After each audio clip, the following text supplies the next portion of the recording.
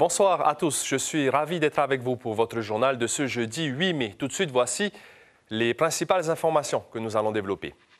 Les catholiques ont un nouveau pape, Léon XIV. C'est le premier Américain à devenir chef du Saint-Siège. Les cardinaux se sont mis d'accord après l'un des conclaves les plus courts de l'histoire récente. Les réactions aux Fénois dans un instant. L'hommage aux anciens combattants, aujourd'hui 8 mai, date de célébration de l'armistice. Il y a 8 décennies, l'Allemagne nazie avait capitulé. Dans plusieurs endroits en Polynésie, la mémoire collective a été rappelée. Nous allons parler du traitement des eaux usées de Papeete, Pir'e et Aroué, désormais réunis au sein de la communauté de communes Teporionu. Le sujet soulève des interrogations. À quelques mois des élections municipales, l'avenir de la SEM Teora Noananhei est en jeu. Nous allons poser le débat entre Tauhitinena et Julien Fa, tous deux conseillers municipaux de la commune de Papeete. Séverine a 46 ans et elle est maman d'une enfant autiste. Mais son quotidien, parfois difficile, ne l'écarte pas de l'entraînement. Elle participera à une compétition de bikini fitness ce samedi. Merci d'être avec nous. Habemus Papam, les quelques 1,4 milliard de catholiques à travers le monde ont un nouveau pape. Après un conclave de seulement 24 heures, les cardinaux ont choisi un Américain pour la première fois de l'histoire du Vatican. Robert Francis Prévost, 69 ans, a choisi le nom de Léon XIV. Juan Potoru et Melissa Chong se sont rendus dans des paroisses de Tahiti pour recueillir les premières réactions. Habemus Papam. Sancte Romane Ecclesiae, Cardinalem Prévost. Après 24 heures de conclave, le nouveau souverain pontife est choisi. Il s'agit de Robert Francis Prévost, un Américain né d'une mère espagnole et d'un père franco-italien, un homme discret aux valeurs similaires à celles que portait son prédécesseur François. Pour les paroissiens de l'église Christ-Roi, la nouvelle a été accueillie avec la même ferveur qu'à Rome. Que ce soit américain ou d'une autre nationalité, au contraire, bienvenue. Bienvenue, parce que Jésus, lui, il est pour le monde entier. C'est que ce soit un pape rassembleur, voilà, et que l'unité prime, en fait. Pour son premier discours, le pape Léon XIV a lancé un appel à la paix à tous les peuples. Il a insisté sur la nécessité d'aller de l'avant dans l'unité et l'espérance. Des paroles qui font écho auprès des prêtres de l'archidiocèse du Fénois. Des ténèbres de l'erreur, fais-les adhérer plus fermement. À peine un jour et demi d'élection et il y en a déjà un nouveau pape, donc voilà, un moment de joie. Et pour les millions et le milliard de chrétiens qui s'identifient à l'Église catholique, qui se rapprochent. Mais pas que.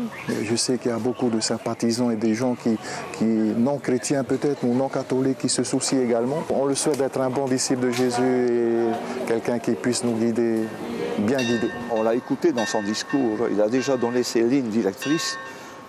Quels sont les grands thèmes qu'il va aborder? D'abord, le service auprès du peuple de Dieu, l'amour préférentiel des pauvres. Deuxièmement, la recherche de l'unité dans la diversité, l'ouverture envers les grandes religions. Et en même temps, il va travailler beaucoup pour l'unité. Et cette unité, c'est le rôle du Saint-Père. Demain, le 267e pape célébrera une messe de clôture du conclave avec l'ensemble des cardinaux électeurs à la chapelle Sixtine. Pour la célébration de son pontificat, par contre, aucune date n'a été encore dévoilée. Cela fait 80 années, jour pour jour, que l'Allemagne nazie a capitulé face aux Alliés pour mettre fin à la Seconde Guerre mondiale en Europe. Ce moment a été célébré à plusieurs endroits en Polynésie française, au Monument aux Morts, à Papeete, vous le voyez, mais également aux Marquises à Hivaoa. Les traditionnels dépôts de gerbes se sont faits en présence d'élus, de militaires et d'anciens combattants. Des décorations ont également été remises. Ça a aussi été le cas à Taravo, où un défilé a rassemblé une centaine de militaires. Nicolas Sur et Teiva Ribé étaient sur place en fin d'après-midi. Regardez. Une cérémonie commémorative donc qui clôture cet événement du 8 mai 1945, célébré par un défilé, par une levée de drapeau, par une mise à l'honneur d'une trentaine de jeunes VDAT et volontaires de l'armée de terre qui ont participé à ce défilé et qui ont fait que ce défilé est une première ici à Taravao. 100 à 150 militaires ont participé à ce défilé et 200 personnes de la commune et des alentours sont venues pour voir cet événement. C'est l'occasion de voir un défilé, de voir à mes enfants, de leur montrer aussi ce qu'était l'armée pour nous. Et ça représente quoi pour vous? Un moment de notre histoire, de notre jeunesse aussi, et puis ça représente aussi les valeurs de la France, et de la défense française. C'est une belle chose pour nous d'avoir une belle armée. Là, j'ai entendu dans le journal qu'on va faire un événement aujourd'hui. Puis ça, j'ai dit à mes enfants, viens, on va venir regarder. Comment tu trouves l'événement? C'est bien. C'est bien. Hein? Après, on va voir, après, on va défiler à la marche. Et avec moi, un responsable de la commune pour nous parler de l'importance de cet événement. Mario, à quel point c'est important? Qu'est-ce que ça représente pour la commune? Ça permet d'honorer, de faire un devoir de mémoire pour les plus de 70 anciens combattants de la Première et Deuxième Guerre mondiale. C'est cet engouement que tous les ans nous faisons pour attirer de plus en plus la population de la commune de Teirapouès et même de l'extérieur. C'est ouvert au public. Vous disiez tout à l'heure, ils viennent, ils sont émus. Oui, j'ai fait la rencontre d'un papy qui fait partie d'un contingent des années 82. Il avait les larmes aux yeux quand il avait vu les murs. Il s'est souvenu de quand il faisait son service militaire appelé et les noms de ses copains lui revenaient au fur et à mesure. Voilà. Merci Mario. Eh bien, vous le voyez, c'est une cérémonie donc touchante, émouvante pour la population de Taravao qui est venue en nombre pour célébrer et admirer ce spectacle. Hinanui Koshwa, directrice du musée de Tahiti et des îles, sera l'invitée café de la matinale radio demain matin. Elle viendra parler du calendrier culturel du musée dans les semaines à venir, mais aussi du Centre des métiers d'art, dont elle est aussi directrice par intérim.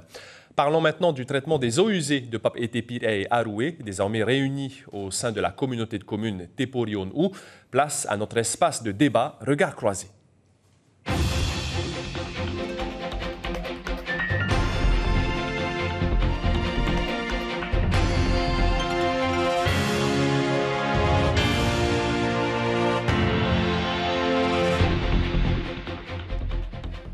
Dans Regard croisé ce soir, nous allons donc parler du traitement des eaux usées dans les communes de Papeete Pirae et Aroué. Ces trois communes sont réunies depuis octobre 2023 au sein de la communauté de communes de Teporion-ou.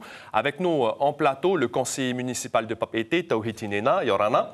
Yorana. Et également Julien Fa, 9e adjoint au maire de Papeete. Bonsoir. Bonsoir. Merci à tous les deux. Merci à tous les deux d'avoir accepté notre invitation. Tauhiti Nena, vous avez fait une sortie dans les médias à propos de ce changement pour la société d'économie mixte locale Teorano Ananhei, chargée de l'assainissement de Papeete. C'est vers 7 stations d'épuration qui utilisent actuellement 40% de ses capacités que les réseaux de Pirae et Aroué doivent être raccordés. Pourquoi est-ce que vous vous opposez à cette transition? Oui, bonsoir à tous les téléspectateurs et je voudrais rendre hommage bien sûr à tous nos ancêtres qui se sont battus pour libérer la France. Donc c'était important de le signaler. Concernant l'ASEM, il faut savoir que l'ASEM a été créée en 2008 par la commune de Papeete pour déployer un grand projet d'assainissement pour les eaux usées sur toute la commune de Papeete. Il est vrai qu'on a tendance à dire que Tauhiti avait une vision à court terme. Et moi, je veux vous dire qu'il y a 20 ans, on aurait pu déjà créer la communauté de communes. Il y a 20 ans. Elle a été créée en 2023, là. Il y a 20 ans, je te dis, en 2008. Papeete, Pirae, Aroué, Fa'a. Pourquoi ils ne l'ont pas fait? Aujourd'hui, la SEM est excédentaire. Pendant 10 ans, il a fallu quand même que les administrés de Papeete, il y a 1600 abonnés qui représentent un peu moins de 300 millions qui payent pour le fonctionnement. La commune de Papeete a investi plus de 7 milliards 500 millions. Il faut rappeler également que la commune de Aroué et de Pirae ont créé une Comcom également. En 2010, ils ont dissous l'année dernière. Pendant 14 ans, qu'est-ce qu'ils ont fait? 250 millions d'études et rien derrière. Aujourd'hui, ils viennent, ils gèrent la SEM, ils veulent dissoudre la SEM d'ici la fin de l'année. Et donc, je compte bien sûr interpeller tous les membres du conseil municipal. On a un conseil municipal le 20 mai. Ils avaient créé un syndicat intercommunal, d'ailleurs, qui a été supprimé. Julien Fa, est-ce que vous comprenez l'opposition de Tauhiti Nena? Juste rectifier certaines petites choses. Pirae et Aroué n'ont pas créé de Comcom. Ils ont créé un CIVU, un syndicat intercommunal à vocation unique. Voilà, c'est ça. Avec 250 millions d'études Pourquoi ils n'ont pas avancé dans leurs travaux? Probablement parce que nous, Papeete, on a capté toutes les subventions possibles, disponibles à l'époque, parce que nous avions d'abord un dossier tout prêt, Ensuite, notre Tavana Michel Vuillard a fait le nécessaire auprès des autorités de l'État, de l'Europe, du pays, pour capter toutes ces subventions. Il n'en restait pas beaucoup. Ce qui dérange, en tout cas, Tawhiti Nina, visiblement, c'est que Pirey Arouet arrive un peu tardivement, alors que l'outil est déjà là. Ce n'est pas un souci. Tawhiti parle de 7 milliards d'investissements. 7 milliards 500 d'investissements. Voilà. Mais cet argent-là, Papeete a mis 10%. Oui, et le reste, c'est des subventions publiques. Contrat de projet, c'est de l'argent public. Fonds européens. Ça doit servir à tout le monde, bénéficier à tout le monde. Il ne faut pas être égoïste. De même, le projet que nous avons avec Arouet, Pirey et Papeete, c'est 5 milliards qu'on va utiliser pour continuer l'assainissement. Là aussi, c'est des subventions publiques. La communauté, la commune de Fa'a, la commune de Pirey, ils ont des projets qui ont coûté 5 milliards. Je ne vais pas avoir le maire pour dire « Ah, j'aimerais gérer ton stade de football de Pirey par solidarité ». Non. La commune de Papeete aujourd'hui n'a pas terminé son travail. Il y a des zones encore à desservir, Tiperuil. Pour vous, c'est ça la priorité, Titioro? Ma priorité, c'est Papeete. Cette SEM a été créée de 2008 à 2038 pour Papeete. Aujourd'hui, on donne un chèque en blanc à Pirey et Arouet qui ne mettent rien. On parle de 5 milliards. Mais donc, ça veut dire, en 2024, Pirey a mis 0 francs. En 2025, 2026, 2027, 2028, même en 2030, je vous dis que les administrés de Pirey et Arouet ne seront pas branchés. Pourquoi est-ce que les administrés de Papeete doivent payer 300 à 400 millions par an de charges par solidarité pour Pirey et Arouet? Non, je ne suis pas d'accord.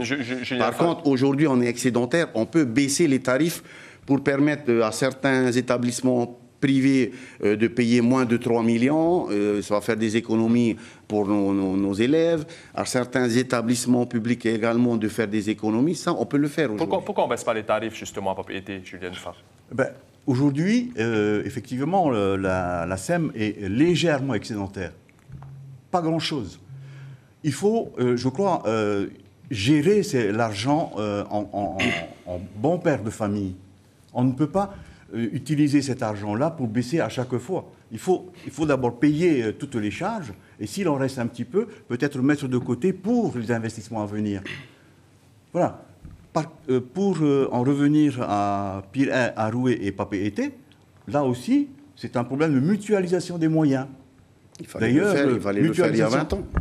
Peut-être, mais ça n'a pas été fait. Faisons-le maintenant. C'est pour ça, ne dites pas que j'ai une vision à court terme. Moi, à 20 ans, je l'aurais fait. Mais en tout cas, Tawhiti Nina, ce qui vous dérange aussi, c'est la gouvernance. On a Yvonique Raffin, qui est conseiller municipal adjoint au maire de Pirey, qui est président de la Comcom. Ça aussi, ça vous dérange? En 14 ans, ils n'ont rien fait. En 14 ans, 250 millions d'ITE, ils n'ont rien fait. Aujourd'hui, nous avons 400 millions de provisions. Aujourd'hui, nous avons 1600 abonnés, 1400 abonnés qui payent 300 millions de charges par an. Je suis pas, le maire de Papeete n'est pas maire de Pirey et Arouet. Le maire de Papeete devrait s'occuper des administrés de Papeete qui payent. En 2024, en 2025, en 2026, Pirey et Arouet n'auront aucun abonné.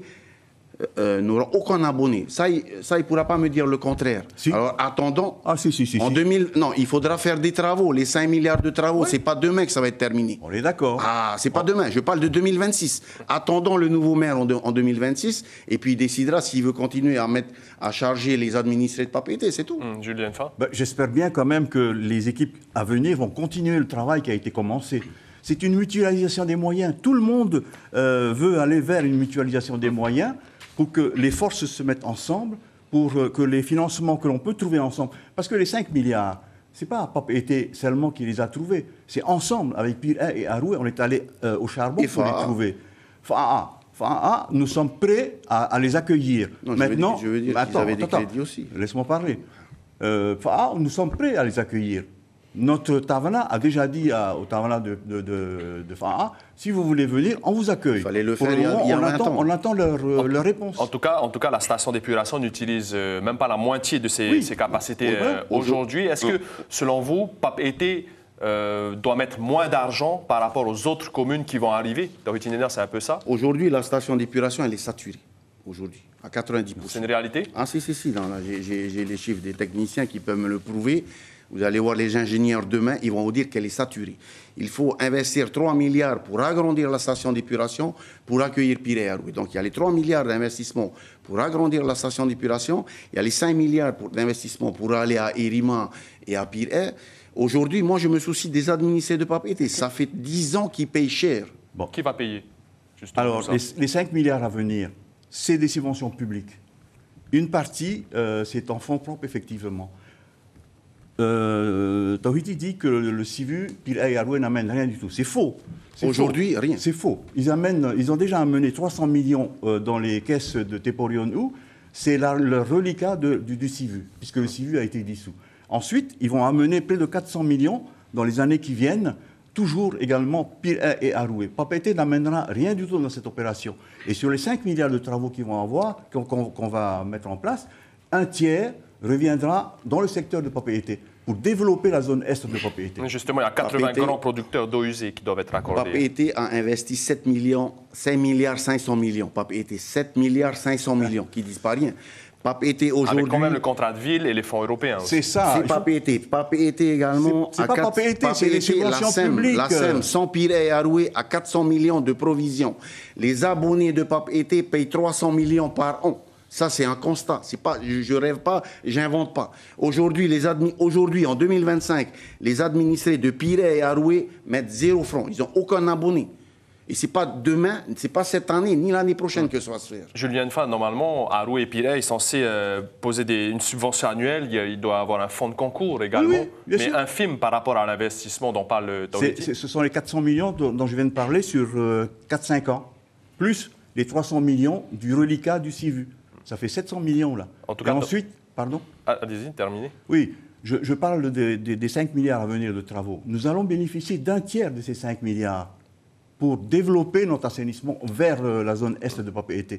Et il y a beaucoup de promoteurs qui attendent cet agrandissement de notre assainissement pour venir construire des bâtiments, construire des maisons, construire des maisons à étage. Mais le foncier est assez saturé à Papeete. Et en plus, non, ça continue, hein.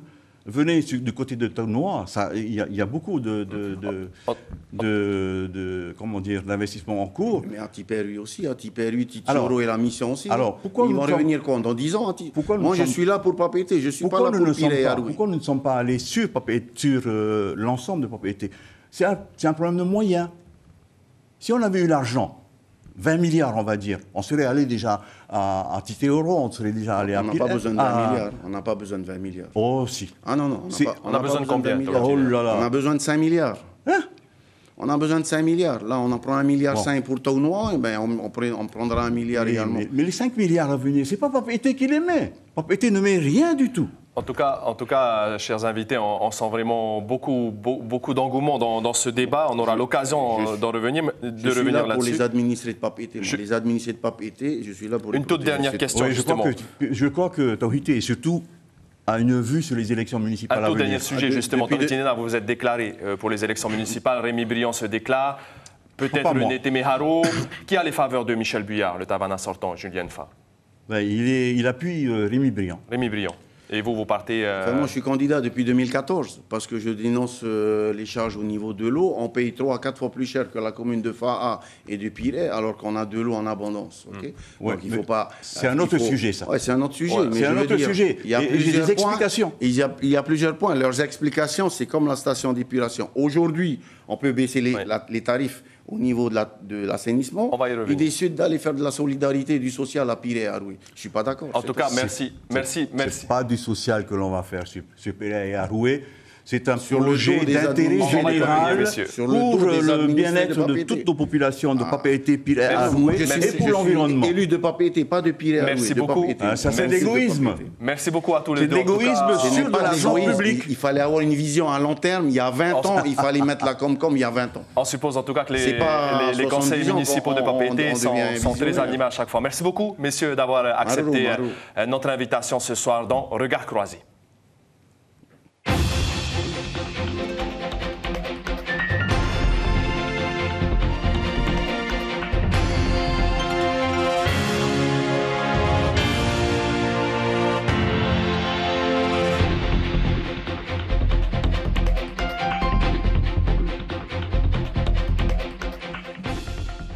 Parlons maintenant... non, on a du mal à s'y retrouver justement après ce débat très animé. 2 jeunes Polynésiens ont été choisis par la protection judiciaire de la jeunesse pour participer au 51e Challenge Michelet, une manifestation annuelle qui promeut la pratique sportive comme vecteur d'accompagnement pour les adolescents en difficulté sociale et familiale.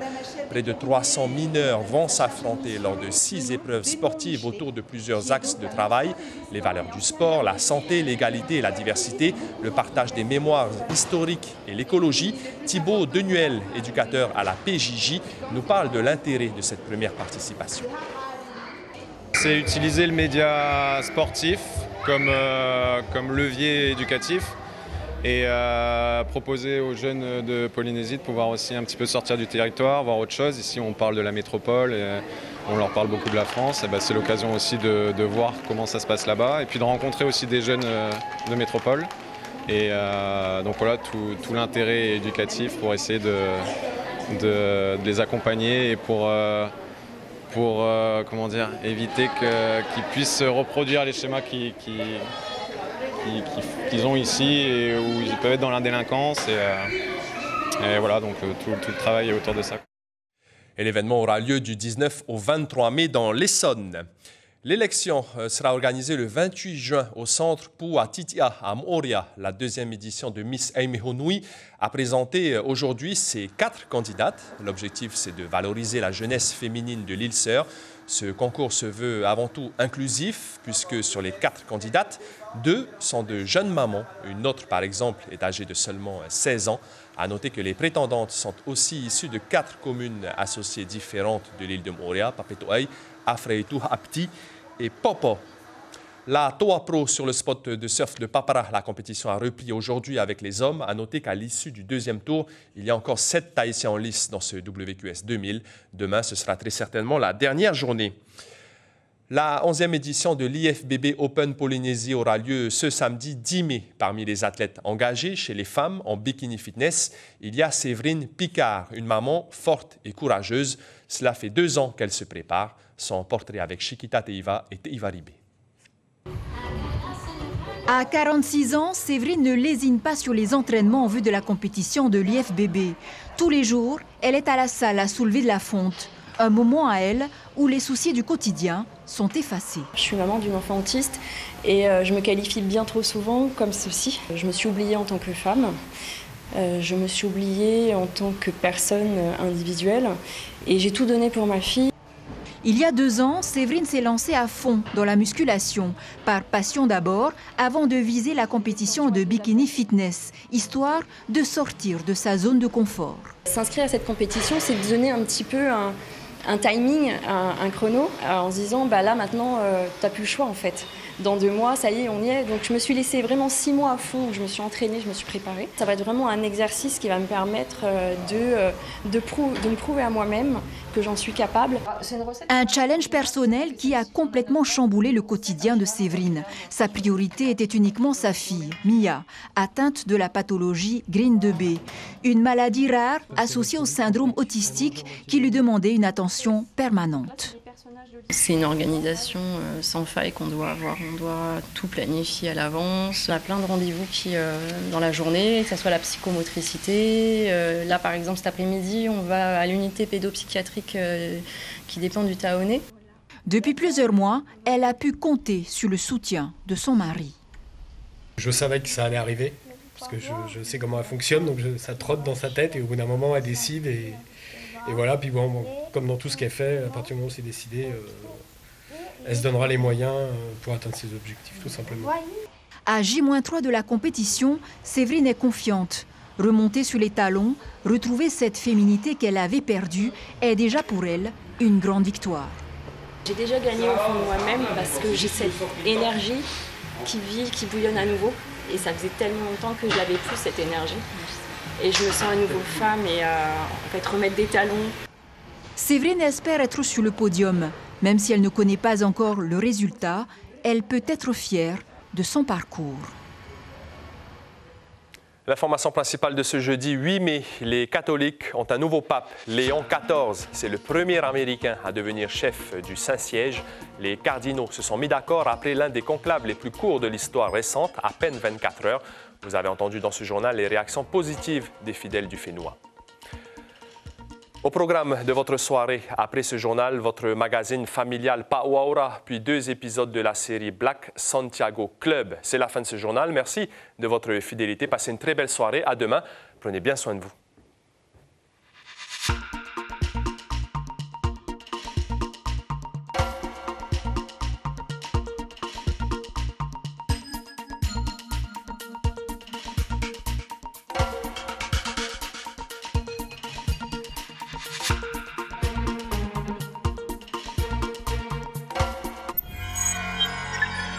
Retrouvez ce programme en replay sur notre site internet